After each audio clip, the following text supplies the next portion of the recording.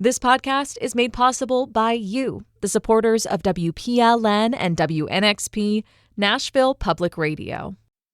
This is the Nashvillager Podcast.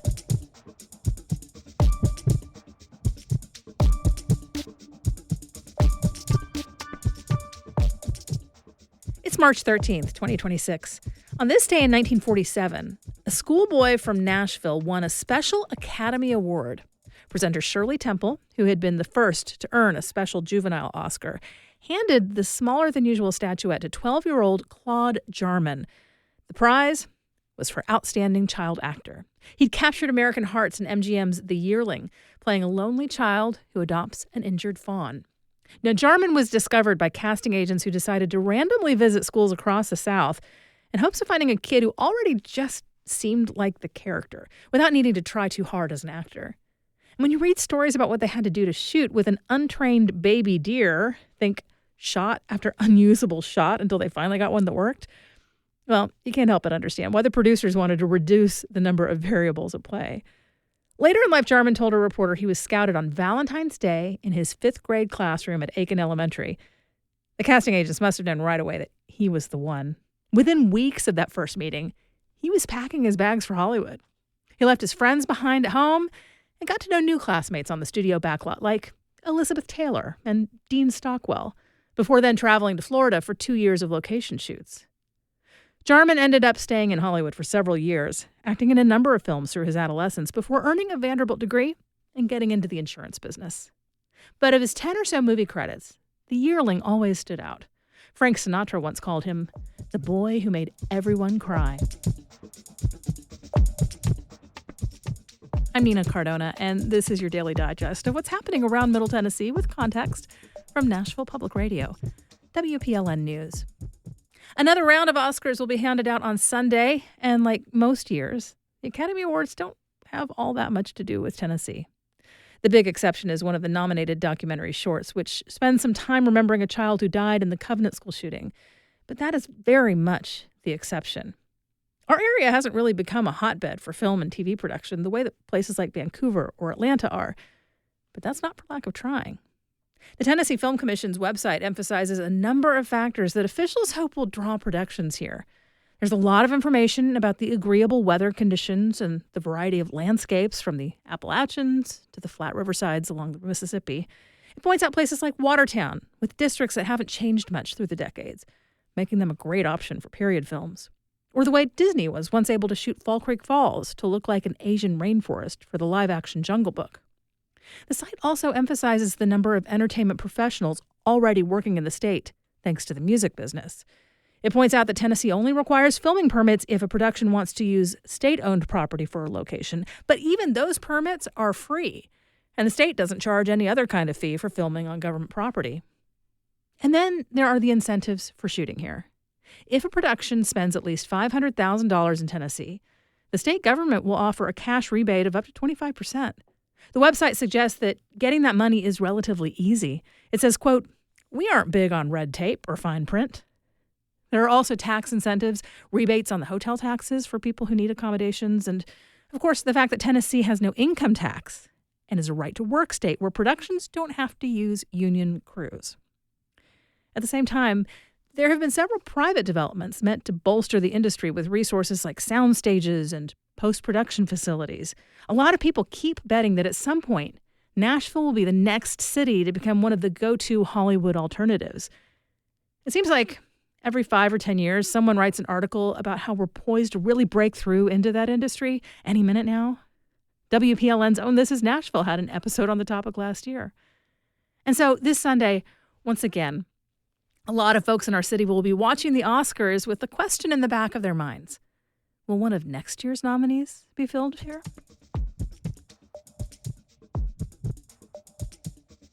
In just a few minutes, a Nashville artist who works on the Dancer First philosophy. That's coming up after the newscast.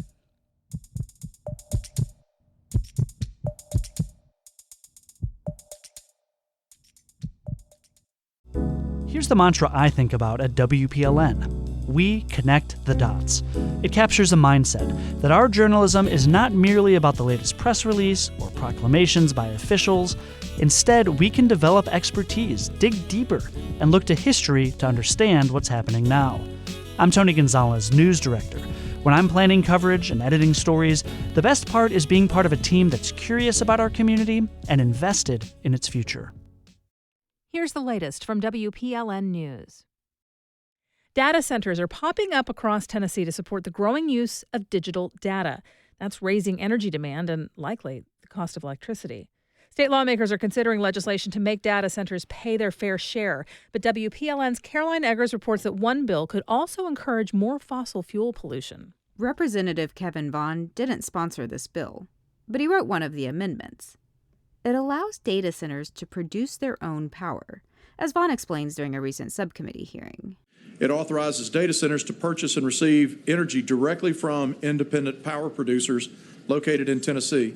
Vaughn, who has sponsored legislation to support the fossil fuel industry, is really referring here to what's known as behind-the-meter generation. Elon Musk's XAI in Memphis is a perfect example. Its first data center was initially plugged into 30 mini methane gas turbines, individually small, but collectively like a power plant. And this week, XAI was approved to add another 40 gas turbines for its second Memphis facility. This raises air quality concerns for an area that already has high levels of pollution. The proposed bill addresses issues of cost, but it doesn't mention pollution. Caroline Eggers, WPLN News. Aspiring teachers in Tennessee could face another new requirement before getting their licenses, a 100-question civics test. Chalkbeat reports a bill at the state legislature would require the education department to create the test, drawing questions from the U.S. citizenship exam. Teachers would need to score 70% or better to pass. The chambers don't yet agree on which teachers would need to prove their civics knowledge. The House version applies only to social studies teachers for grades 6 through 12, while the Senate version would affect all teachers. Democrats say the measure would add yet another burden to those training to be educators who already have to take the lengthy praxis exam to get a teaching license.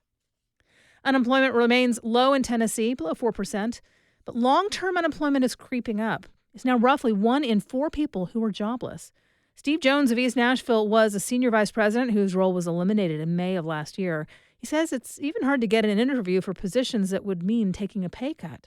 More times than not, for anything that would be an underemployment situation, I get passed over because they assume I'd be a flight risk. So they won't even discuss it. I've only had one company that even talked with me about a role that would have been sort of a step backward. Jones was part of a This Is Nashville episode about the changing face of unemployment. Now in his mid-50s, he says he's trying to remain optimistic that something will surface through his extensive network. In the meantime, he's working on a novel. Prosecutors accuse a former NFL player of killing his girlfriend in Tennessee and using ChatGPT to cover up the crime. Former Jets linebacker Darren Lee is accused of murdering Gabriella Perpetuo in a home in Ooltewah outside Chattanooga. In February, Lee called 911 saying she was unresponsive. First responders found her already dead when they arrived. Authorities say she suffered extensive injuries, including blunt force trauma and stab wounds.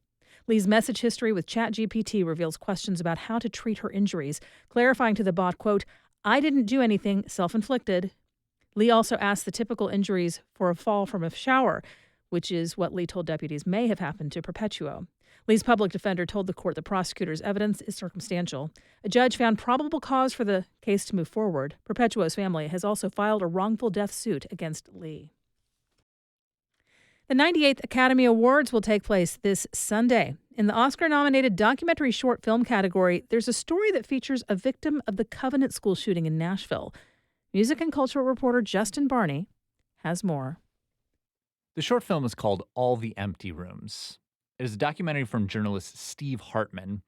He's a CBS correspondent who does a lot of lighthearted, restore your faith in humanity type segments, but this is a turn from that. In All the Empty Rooms, Hartman travels to the homes of victims of school shootings, and he documents the now empty rooms of the victims that have largely remained untouched. One of the subjects is Hallie Scruggs, the 9-year-old victim of the Covenant School shootings here in Nashville. In her room, there's a collage that she made of pictures of her first soccer game.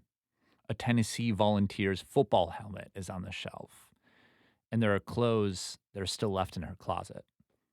It's a gutting and personal look into the results of gun violence. The documentary is available to stream on Netflix if you want to watch before the Oscars on Sunday. The Tennessee Titans say their new stadium is less than a year out from completion. Workers are finalizing exterior construction on the building, installing the final glass panels along the outside. The stadium also received equipment last month that will be critical for its roof, a key requirement for the new stadium. And inside, they're making progress on amenities for fans. Several elevators and escalators have been installed and tested. Workers are framing and putting up drywall, installing food service equipment, and starting to lay tiles. Coming up, the Titans say Verizon workers will be on site to make sure the building has strong Wi-Fi connectivity. You'll find more news anytime at WPLN.org.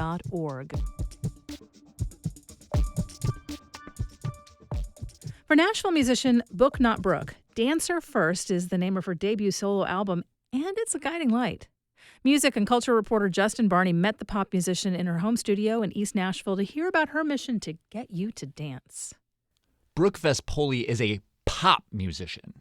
I think a lot of people add the label indie to what they're doing to try to convey that it's coming from a genuine place.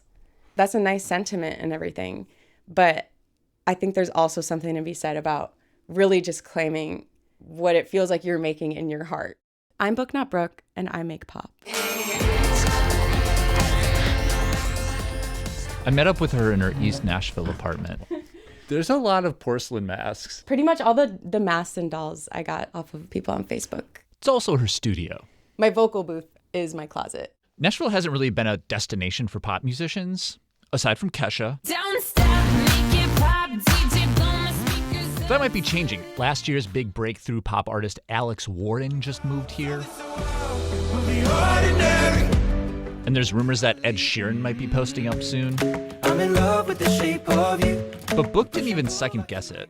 Nashville just felt like the most obvious spot for me. I knew I'd find people who were making and recording music, which is what I wanted to be doing. She was born in the suburbs of Cleveland, Ohio, and knew that she wanted to do music right away. When she was 5 years old, she went to her sister's orchestra performance and fixated on the cellos. I still remember just how I felt and how much I loved it. And I was asking my parents if I could play cello after that. A 7-year-old obsessed with the cello, young Midwest Yo-Yo Ma.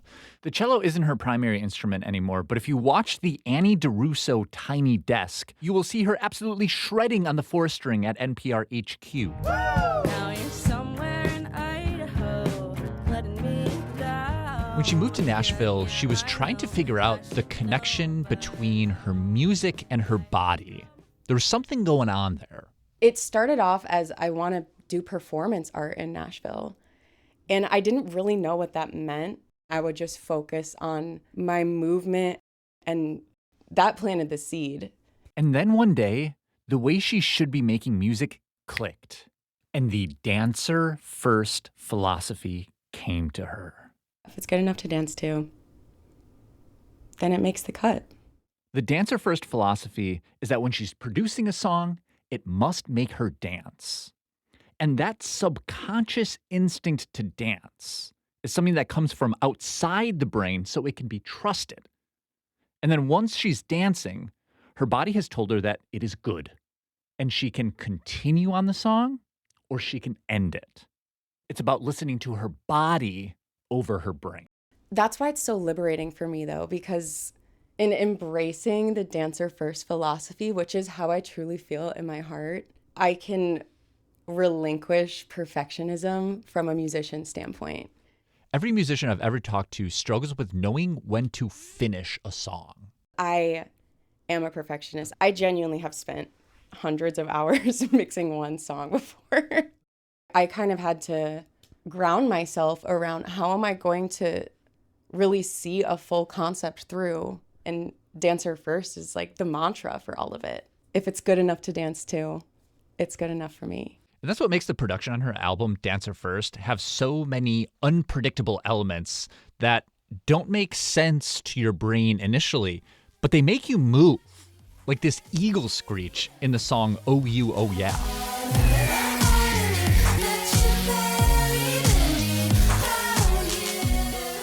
And she's hoping that as a listener, you also feel called to move by an instinct that is beyond your control when listening to her music. A lot of people shy away from dancing because of this constructed barrier to entry of you have to be good in order to dance. And people shy away from art of all kinds for that same reason. But yeah, I think that's where the power is in the Dancer First movement, is that you don't have to be good at dancing in order to feel its impact. You just have to be willing to let go of that. Let's get to work. Follow every move. Let it make you new. Hot trend. It's basically an invitation to go there and really confront our fears and our insecurities. But how do you get past those things? For me, it's radical acceptance and seeking out joy. So freak out for once. I'm Justin Barney for Nashville Public Radio. Book Not Brooke's album Dancer First is out now. There's an album release show at the Blue Room tonight. She hopes everyone will be dancing. And we do this roundup of Nashville news every weekday. Please consider subscribing on your favorite podcasting app. Thanks so much to all of you who've left 5 stars, a thumbs up, or a review in your app of choice. That little bit of love really does tell the algorithms that more people should hear about us.